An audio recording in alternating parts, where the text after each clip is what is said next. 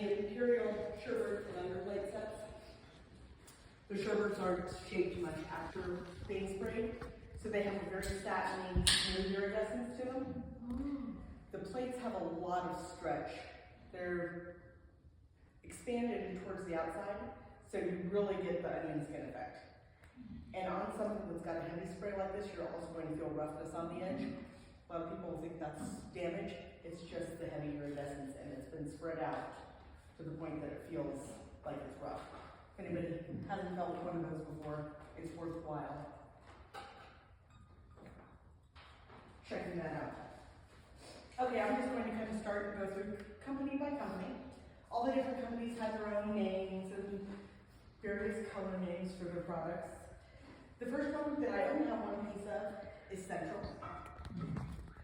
Central produced in the 1920s, and they called theirs Tiffany with an I at the end of glass. And they made the blue that almost all the companies made, topaz, which is the yellow that now everybody wants because it glows, a light purple, and a green, which is very similar to the orange green that Fenton made, the light green. Diamond did the next, I would say they were one of the most prolific producers. They made it in the 1920s. They called theirs the Rainbow line. They also have luster names.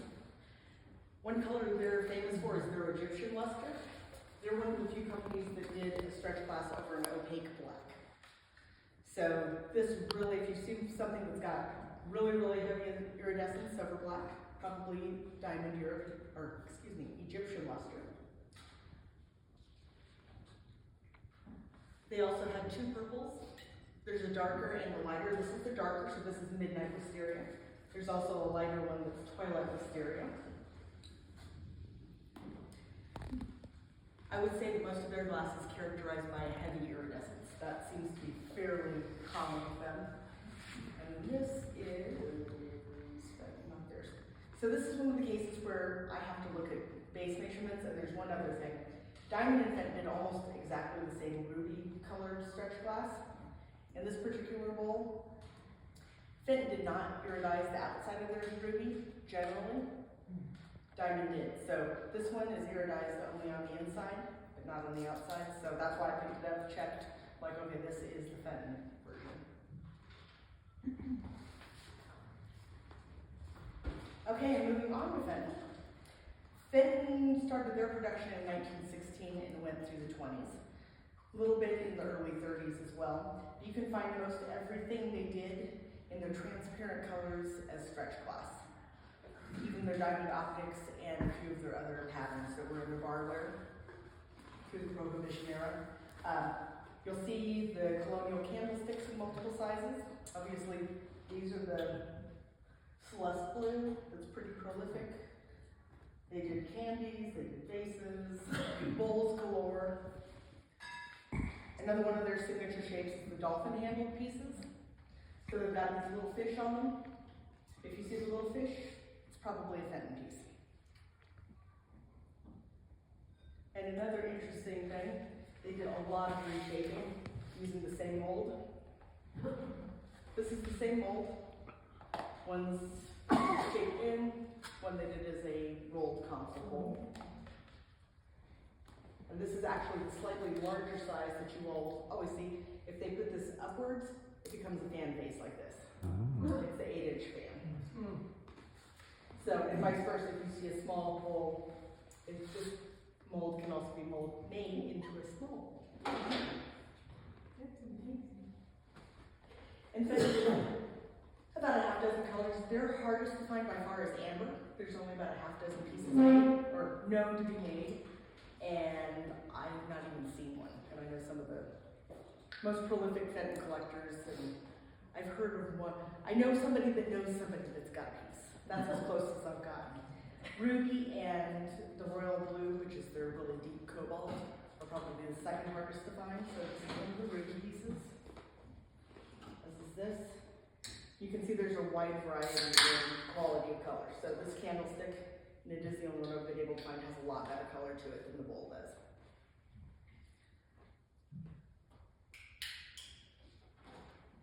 Okay, moving on into Imperial.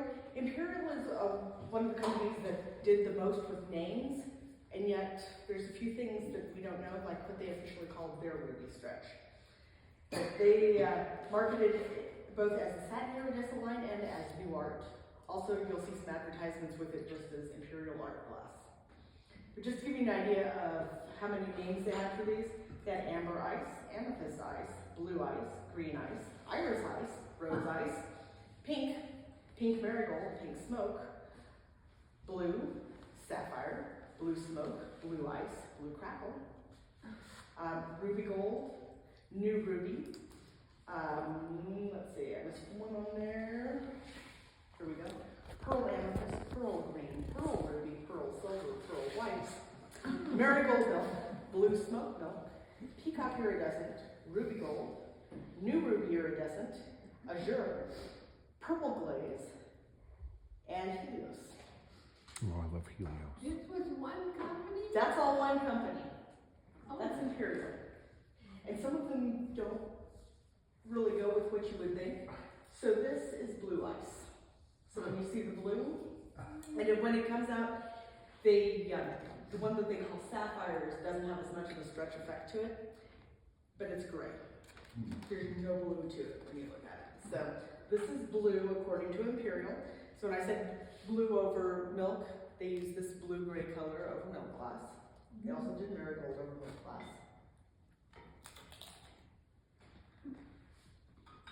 And batch color really changed batch to batch. Wow. These are both green ice. Oh, no.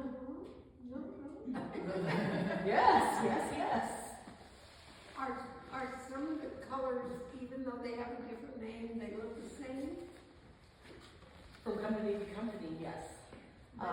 Excuse me. In Imperial, probably the closest you'll get to are the ones where like the ruby gold and the new ruby or gold iridized and things like that. Basically, they're all talking about marigold. It's just different intensities of it. Yeah. These are some more Fenton bowls that I just popped through. Pink, they call Velva Rose, blue Celeste Blue. I believe this is a diamond piece. And diamond is a lot more with decoration, just as gold trim, and occasionally you'll find pieces with enamel trim.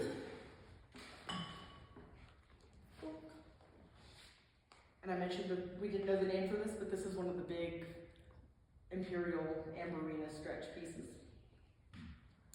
And you'll see on a lot of stretch pieces, they heavily iridize some parts of the piece and not others. Like this, there's almost no iridization on the foot, but the top of the bowl is very heavily iridized.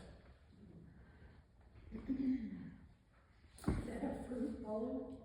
Fruit bowl, console bowl, Oh. large combo, whatever you want to call it. Jeanette, who is more famous for doing the depression glass patterns, did do a little bit of stretch glass of her own. You don't see a ton of it. They call it the sunset line. And most of these are a variation of a marigold spray. They did do a purple and a green, which I hadn't realized before I looked it up in the book. And I thought, still haven't seen it. The green is kind of a deep, bluey, foresty green. And the purple is a light, what normally would be called wisteria type purple with most of the other companies. But I don't have a piece yet, so if anybody finds one. Moving on into Lancaster. Lancaster did a lot with painted on enameled finishes. So most of theirs is done with either a marigold or a clear white iridization. What you'll have these would be, they called, I'm going to double check my notes, ruby luster. And then if you go to a white luster, just white on the back for white luster, red on the back for ruby luster, but it's the exact same spray. It's painted white? On the back it's painted white. Oh, so that's not a clam broth? Nope. And then on the front it's just got the white spray. They also did some plain. This is their Aztec spray, which is once again a marigold. And I'd say in theirs, it's fairly common to see a piece that's partially sprayed and then partially clear. I see that more in the clear glass with them than I do in other companies. One thing with Jeanette and Lancaster that is also easy to confuse, their marigolds are very similar. So this is where coming in with that center handle server identification is helpful. I had never put these two servers together before this afternoon, and I kept thinking, I think they're different, but I'm not really sure. Oh, yeah. And sure enough, I checked, and this one's Jeanette, this one is Lancaster, and Lancaster called this finish Aztec. Trivia today. Did you?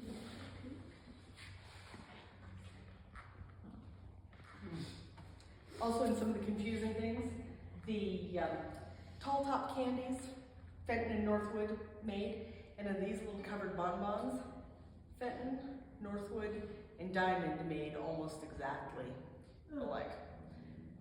If you're in either style of candy, and you see the inner lip of the lid go straight down, it's Fenton. That's the easiest cheat.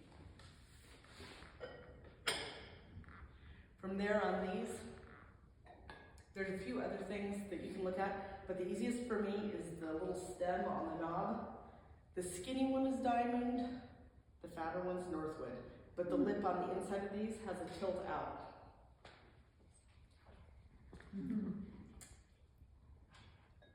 Well, the colors are almost identical. You can't tell by color. The colors are, I mean, you can swap lids on these. And I know they were right just because I wrapped them together. But they fit each other. Are they ever sold with a different lid and you can tell it? Pardon? Do you ever run across one that somebody's selling and it has the wrong lid on it? All the time. Oh, okay. As a matter of fact, Jim, most of us stretch collectors will just buy it and then you get home and you're like, huh, is it the right lid, the wrong lid? And there's a lot of spare parts. If it's a color that nobody else did, it's a little bit easier, or even something you can narrow down, like, you'll generally see these white ones. This is a Fenton one because the lid interior is, but white's going to generally be Fenton or Northwood and rarely Diamond. Okay, going on into Northwood. This is a Northwood, one of their candies. So just like in the other, you can see that the little lip on the lid has an angle to it.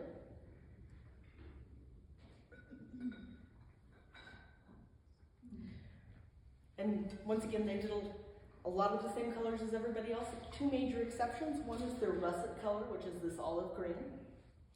If you see this olive green, it's generally either going to be Northwood or US glass. Northwood, I say, is much more common, especially around here. And people either love it or hate it. It's kind of a funny, greenish, brownish. It looks like you got the Spanish olive jar open and made it into glassware.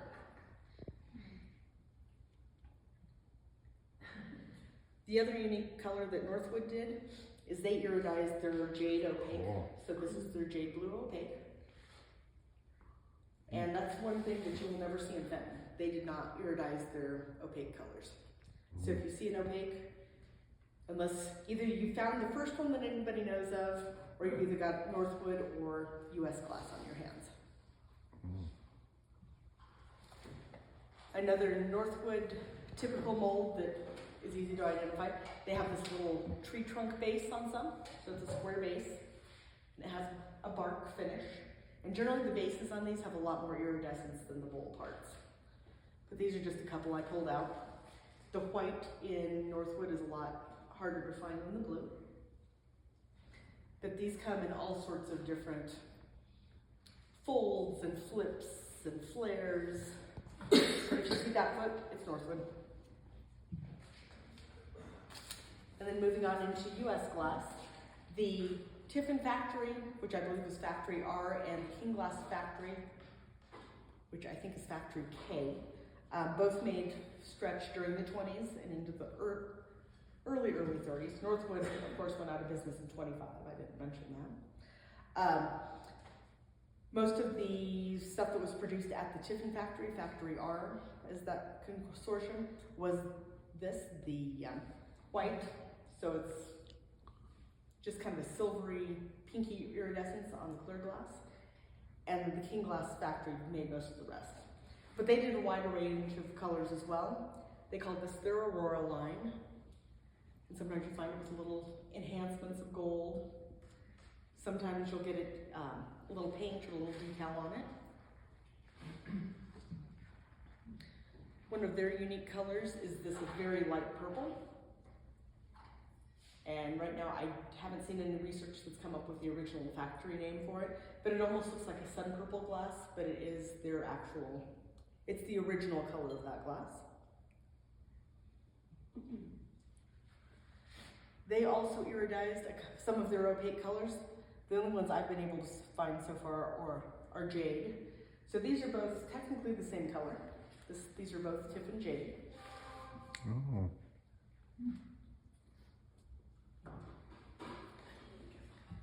And this little guy just got thrown in. He goes back in Imperial. This is one of the Imperial Ruby Gold bowls. One of their names, fancy names for marigold.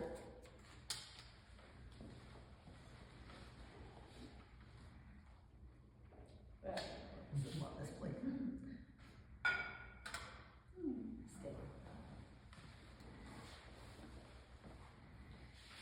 And then very last company, Vinyl and Flint, they're the ones that made the division called Durand, if you've ever heard of Durand art glass. Very famous for the offhand art glass made in the teens and 20s. But they also did some stretch. Very little's documented on it. This is the only piece I have. Just like everybody else, they made one of these light turquoise blues. They called it Harding Blue. And then finally, this is my mystery piece. I haven't really researched enough to know it, but this is a neat one just because it's got good stretch effect. It's on a pinky orchidy color, and then it also has a gold decoration on it, which is one that you don't see very often. Nice. Okay, does anybody have any questions, comments? What were the years you're talking about now?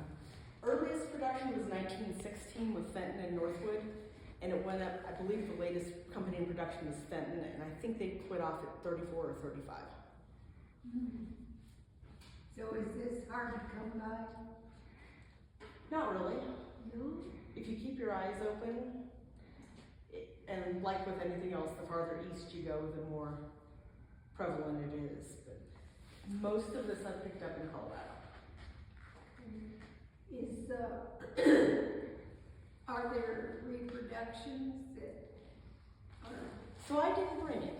So this is all American stretch glass from the teens through the 30s. There's a lot of European glass that has the same effect. And then you get into the Fenton production from the 80s, 90s, and 2000s. And I can fill up another 2 tables with Fenton stretch from that era. So there's a ton. The new Fenton's marked. So it'll have the little Fenton in the logo, little Fenton in the oval logo.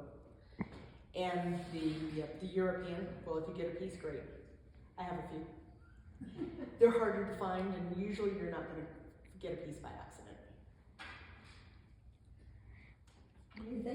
Did they have a color called wisteria at all? Yeah. Which seems, I didn't bring it either.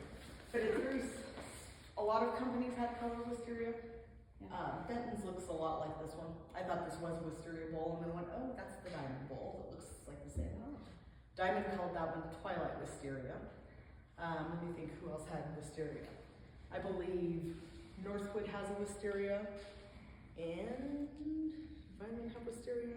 Yeah, Violin also had wisteria, but it generally refers to a light purple.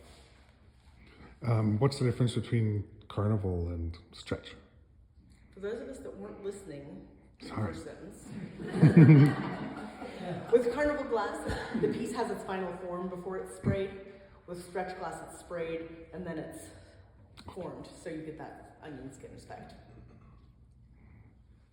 How did they think of that? I'm guessing somebody, you see this sometimes in carnival glass, and most of it was rejected as a oops and put in this color pile. Yeah. And I'm thinking somebody said, hey, that's kind of cool. Maybe we should put that out for next year's new introduction. And lo and behold, stretch is born. You do see a lot of carnival that's got the same effect. Technically, if it's got more pattern than just a very minimal border or something like that on it, it's considered carnival. Oh, And if it's very plain with no pattern, it's considered stretch. oh, got it. The little yellow piece. I May- guess that's a lemon. It's a lemon server. No, you don't see much in that color. I decided to sell all mine, so it's in my Okay. inventory box. Let me think. Diamond, Fenton, Northwood, and I believe, yep, and Tiffin, all four did this color. Right now, it's really hard to find because everybody with the black lights goes around because, Oh, yeah, okay. but Fenton alone, they did all those pieces you see here. They, just in the center handled servers, they did this. They did a little oval butterball server. They did all those center handled servers. There's a lot of things you can find. You've got your eyes open. One thing I almost bought at the Missouri show we were just at, Becky Selby, who does a lot with the Stretch Glass Society. She had a set of the Fenton nut cups, which are about pretty big, and they're really cute. And I decided I didn't need them. But there's a lot of itty bitty pieces that are out there just as accessory pieces.